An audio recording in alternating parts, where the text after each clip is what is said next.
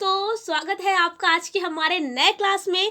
6 दिन के बाद आपकी यूपी बोर्ड स्टार्ट हो जाएंगे। फिलहाल तो यहाँ पर उम्मीद करते हैं आप सभी की प्रिपरेशन पूरी हो गई होगी ऑलमोस्ट। फिलहाल इस क्लास में हम लेकर आए हैं फिजिक्स में। आपको इस क्लास में 53 ऐसे क्वेश्चन बताएंगे जो पेपर के पर्पज से बहुत ज़्यादा इंपॉर्टेंट है। आपकी तैयारी तो फिलहाल हो ही गई होगी, लेकिन हाँ, अगर आपके उनमें से ये क्वेश्चन आज की क्लास में जो बताएंगे वो अगर कोई भी टॉपिक ऐसा है जो छूट रहा है तो आप उसको देख जरूर लीजिए और इन टॉपिक्स को बिल्कुल भी छोड़िएगा नहीं। तो चलिए क्लास को स्टार्ट करते हैं। यहाँ पर सभी जो टॉपिक्स लिखे हुए हैं, सभी जो क्वेश्चंस हैं, ये सारे चैप्टर वाइज है। जैसे कि यहाँ पर देखिए, पहला जो चैप्टर इसमें है आप वैद्युत आवेश और कूलाम का नियम। इसमें कौन कौन सा क्वेश्चन इंपॉर्टेंट है, जैसे कि वैद्युत क्षेत्र की तीव्रता की परिभाषा, मात्रक और विमा आपको पता होना चाहिए, 1 नंबर में क्वेश्चन में आ जाता है। उसके बाद दूसरा क्वेश्चन जो है, इसमें आपको यहाँ पर एक डेरिवेशन दे रखा है, वैद्युत द्विध्रुव आघूर्ण की परिभाषा भी लिखनी होगी और बलयुग्म के आघूर्ण के लिए आपको व्यंजक निकालकर दिखाना होगा। क्या आता है, टाउ बराबर में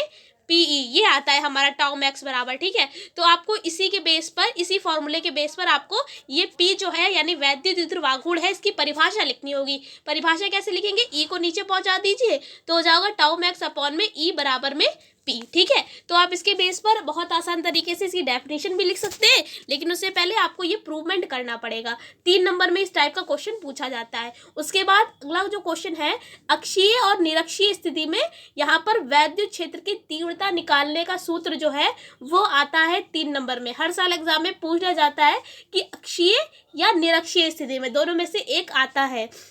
उसके बाद जो नेक्स्ट चैप्टर है वो है हमारा वैद्युत फ्लक्स और गॉस की प्रमेय। इसमें सबसे मोस्ट इंपॉर्टेंट क्या है, वैद्युत फ्लक्स क्या होता है, इसका मात्रक, परिभाषा, विमा आपको पता होनी चाहिए। उसके बाद गॉस की प्रमेय क्या होती है और इसकी सहायता से कई सारे डेरिवेशन आते हैं। ठीक है, जैसा कि अगर लॉग 3 नंबर में आता है या लॉग में क्वेश्चन आता है तो कैसे पूछा जाएगा, गॉस की प्रमेय लिखिए या गॉस का नियम लिखिए और साथ में या तो इसको प्रूफ करिए और या तो इसकी सहायता से आपको क्या निकालना होगा, समांतर प्लेट के लिए एक विद्युत क्षेत्र की तीव्रता या कूलाम का नियम प्रूफ कर दिखाइए या अचालक प्लेट के लिए दिखाई। देखिए सभी क्वेश्चन वही लिखे हुए हैं, यहाँ पर आपको प्रूफ करनी है, इस वाले क्वेश्चन में आपको निकालनी है चालक प्लेट के लिए तीव्रता और यहाँ पर अचालक प्लेट के लिए तीव्रता निकालनी है। ये सारे ही डेरिवेशन अलग अलग है, लेकिन इसकी सहायता से जो डेरिवेशन है वो आता है एग्जाम में 5 नंबर में। गॉस की प्रमेय पूछी जाएगी, इसके साथ में एक डेरिवेशन आता है 5 नंबर में, तो इस क्वेश्चन को बिल्कुल भी मत छोड़िएगा। उसके बाद हम आगे चैप्टर की बात करें।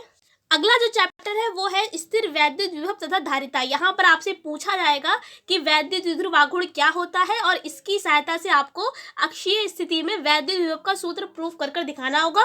क्या आता है, V बराबर में 1/4 pi epsilon not Q upon में R। तो ये प्रूफ कर दिखाना जाता है। फिलहाल ये इतना इंपॉर्टेंट नहीं है, लेकिन हाँ अगर आपको आ जाता है तो पढ़ लेना है एक बार। उसके बाद इस चैप्टर से काफ़ी इंपॉर्टेंट है कि संधारित्र की परिभाषा आपको पता होनी चाहिए, इसका फॉर्मूला क्या है, सूत्र और इसका विमा क्या होती है और मात्रक क्या होता है। साथ में समांतर प्लेट संधारित्र की जो धारिता निकालने का व्यंजक होता है वो भी आपको निकालना आना चाहिए। इसके 2 डेरिवेशन होते हैं, एक केवल समांतर प्लेट संधारित्र वाला है और एक वो जिसमें बीच में पट्टी रखी होती है। ठीक है, और साथ में इसमें एक और क्वेश्चन आता है कि इसकी धारिता को हम कैसे बढ़ा सकते हैं। तो बहुत बेसिक है, C बराबर होता है AK एप्सिलॉन नॉट अपॉन में D।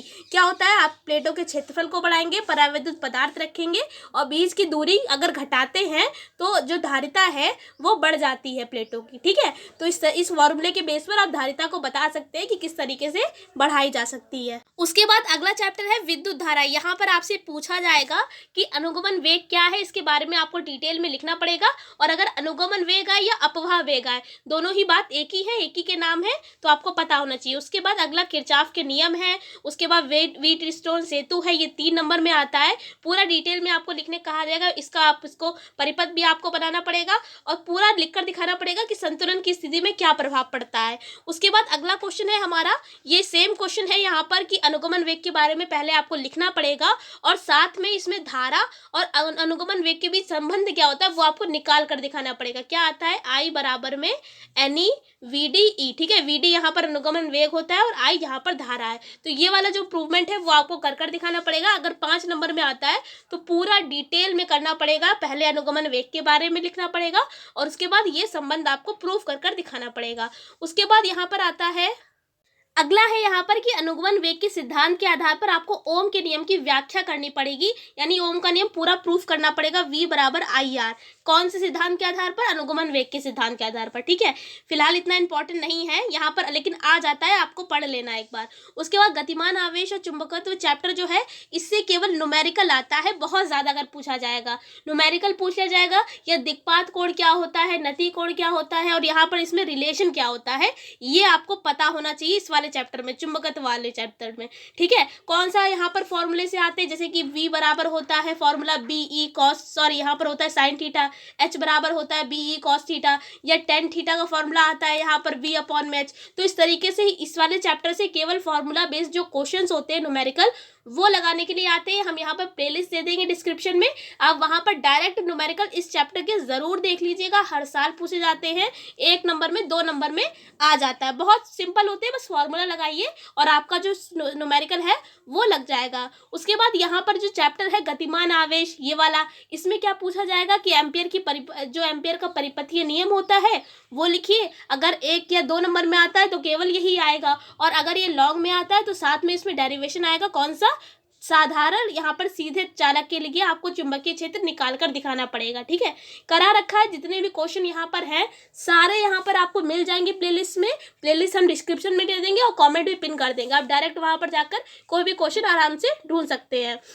उसके बाद ये वाला भाई मोस्ट मोस्ट मोस्ट इंपॉर्टेंट है, इस टॉपिक को बिल्कुल भी मत छोड़िएगा, कई बार एग्जाम में आया है कि 2 समांतर धारावाही चालकों के बीच बल का सूत्र आपको निकालना है, और एम्पियर की परिभाषा भी क्या आता है, इस तरीके से डायग्राम होता है, 2 तार होते हैं PQ और RS। ठीक है, तो यहाँ पर बल निकल कर आता है 2 × 10⁻⁷ I², इस तरीके से, और यहाँ पर एम्पियर की परिभाषा निकाल कर दिखानी पड़ती है। उसके बाद ये वाला तो हम आपको बता ही चुके हैं, चुंबकत्व वाला कि न्यूमेरिकल आता है, इसमें ये भी देख लीजिएगा कि चुंबकीय द्विध्रुव आघूर्ण की परिभाषा और ये राशि कौन सी है और इसका मात्रक और विमा। उसके बाद अगले चैप्टर की बात करें, अगला चैप्टर है विद्युत चुंबकीय प्रेरण। तो इससे अगर हम बहुत इंपॉर्टेंट टॉपिक की बात करें तो स्व प्रेरण गुणांक, और यहाँ पर लिखा नहीं है पर आपको पता होना चाहिए अन्योन प्रेरण गुणांक। ठीक है, हर साल इन दोनों में से एक हर साल एग्जाम में आता है, और प्लस इसके संग एक न्यूमेरिकल भी आता है। स्व प्रेरण गुणांक आएगा तो इसका न्यूमेरिकल पूछा जाएगा, और अन्योन प्रेरण गुणांक आता है तो इसका न्यूमेरिकल पूछा जाएगा। दोनों ही थ्योरी लगभग सेम होती हैं, बस इतना सा डिफरेंस होता है दोनों में कि जो स्व प्रेरण होता है उसमें एक ही कुंडली होती है, लेकिन जो अन्योन प्रेरण होता है उसमें 2 कुंडलियां होती हैं। फॉर्मूला सेम होता है, क्या होता है? N∅ समानुपाती I। ये किसका होता है? स्व प्रेरण। समानुपाती हटाते हैं तो L लगा देते हैं, लेकिन जब यही फॉर्मूला अन्योन प्रेरण की बात आती है तो यहाँ पर N2∅2 समानुपाती I1 के हो जाता है। यहाँ पर समानुपाती हटाते हैं तो क्या लगाते हैं? M लगा देते हैं। M क्या होता है? यहाँ पर अन्योन प्रेरण गुणांक होता है। ठीक है, पूरा डिटेल टॉपिक कर चुके हैं, सारा कुछ आपको मिल जाएगा प्लेलिस्ट में, सब कुछ दे देंगे, वहां पर जाकर आप सब कुछ आराम से ढूंढ सकते हैं। उसके बाद फैराडे के नियम है, और यहाँ पर अगले क्वेश्चन में फैराडे के नियम के साथ एक यहाँ पर डेरिवेशन दे रखा है, विद्युत वाहक बल का आपको सूत्र निकाल कर दिखाना पड़ेगा। उसके बाद प्रत्यावर्ती धारा चैप्टर की ओर चले तो यहाँ पर 3 नंबर में यह क्वेश्चन आता है कि चौक कुंडली का आपको सिद्धांत लिखना पड़ेगा, कार्य सिद्धांत, और साथ में चौक कुंडली में वाटहीन धारा का महत्व क्या होता है इसको समझाना पड़ेगा। 3 नंबर में आता है, कार्य सिद्धांत आप लिख देंगे, डायग्राम बना देंगे, अच्छे खासे नंबर यहाँ पर हो जाता है। उसके बाद ट्रांसफार्मर का पूरा आपको पता होना चाहिए, ट्रांसफार्मर के बारे में, इसका चित्र है, कार्यविधि है, ठीक है, रचना है इसकी, साथ में इसका परिणमन अनुपात का सूत्र क्या होता है, मतलब ट्रांसफार्मर जो पूरा डिटेल टॉपिक है इसके बारे में पता होना चाहिए, और साथ में इसके न्यूमेरिकल भी आपको आने चाहिए, ये भी काफ़ी इंपॉर्टेंट है। ट्रांसफार्मर का जो एक न्यूमेरिकल हमने आपको कराया है और उसी से रिलेटेड बस आप वो न्यूमेरिकल देख लेंगे, तो अगर आप वो न्यूमेरिकल देख लेंगे तो उसके बाद आपका कोई भी न्यूमेरिकल अगर ट्रांसफार्मर से आता है तो आप वो कर सकेंगे। ठीक है, तो उसके बाद यहाँ पर LCR परिपथ है, ये तो अभी हमने लेके ही आए थे जल्दी ही वीडियो, उसमें हमने आपको कराया था LCR परिपथ के बारे में, उसमें हमने आप प्रतिबाधा भी निकाल कर दिखाई थी। और अनुनादी आवृत्ति की बात करें तो अनुनादी आवृत्ति होती है F बराबर में 1/2π√LC, ये आपको LC परिपथ में मिल जाएगा। ओके, उसके बाद यहाँ पर पूछा जाएगा आपको विभवांतर और धारा के बीच कलांतर क्या होता है, तो कलांतर आप निकाल कर दिखा देंगे फाई का मान।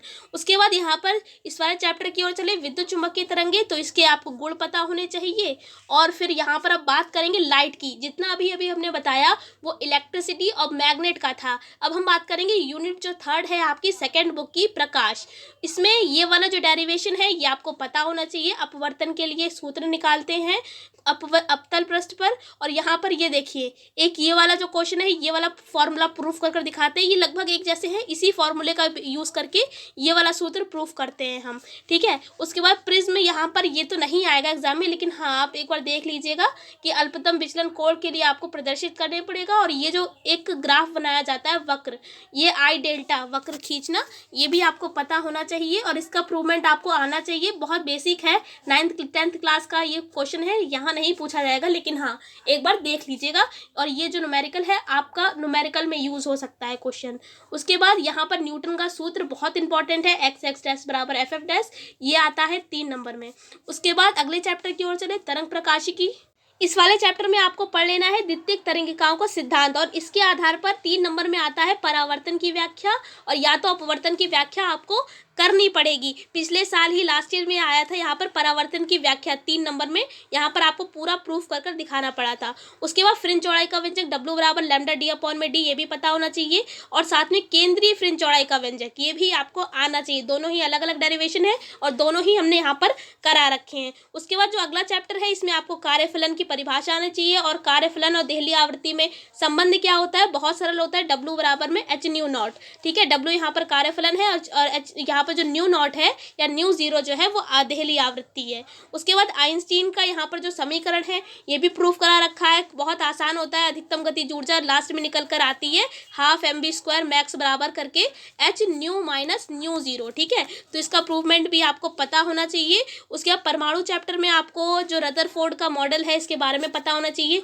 इसमें क्या कमियां रह गई थी। उसके बाद बोहर का परमाणु जो मॉडल था, इसकी अभिधारणाएं क्या हैं, और इसकी प्रथम कक्षा की त्रिज्या के लिए जो व्यंजक निकल कर आता है वो भी आपको पता होना चाहिए। उसके बाद यहाँ पर हाइड्रोजन स्पेक्ट्रम के बारे में आपको पता होना चाहिए, ऊर्जा स्तर आलेख कैसे बनाते हैं इसका, और यहाँ पर कई सारी चीज़ें लिखी हुई हैं। यहाँ पर हाइड्रोजन परमाणु की जो कई सारी श्रेणियाँ होती है, लाइमन, बामर, पाशन, ब्रैकेट ऑफ वुंड, इन सब के बारे में आपको पता होना चाहिए। इसका फॉर्मूला क्या होता है। नाभिक चैप्टर की बात करें तो इसमें नाभिक के विखंडन की अभिक्रिया आपको पता होनी चाहिए, संलयन की अभिक्रिया पता होनी चाहिए। और अर्धचालक अगर चैप्टर की बात करें तो यहाँ पर आपको क्या करना है, यहाँ पर पीएन संधि जो डायोड होता है उसमें अर्ध तरंग दृष्टिकारी के रूप में और पूर्ण तरंग दृष्टिकारी के रूप में पता होना चाहिए। बहुत इंपॉर्टेंट टॉपिक है। और पीएनपी और एनपीएन की ट्रांजिस्टर की क्या क्रियाविधि होती है, दोनों की तुलना में कौन सा ज़्यादा अच्छा होता है, पीएन संधि डायोड क्या होता है, ये सारे क्वेश्चन यहाँ पर लिख दिए गए हैं। तो फिलहाल पूरे वीडियो में हमने आपको डिटेल में बता दिया है कि कौन से क्वेश्चन किस तरीके से पूछे जाते हैं एग्जाम में। टोटल 53 क्वेश्चन है।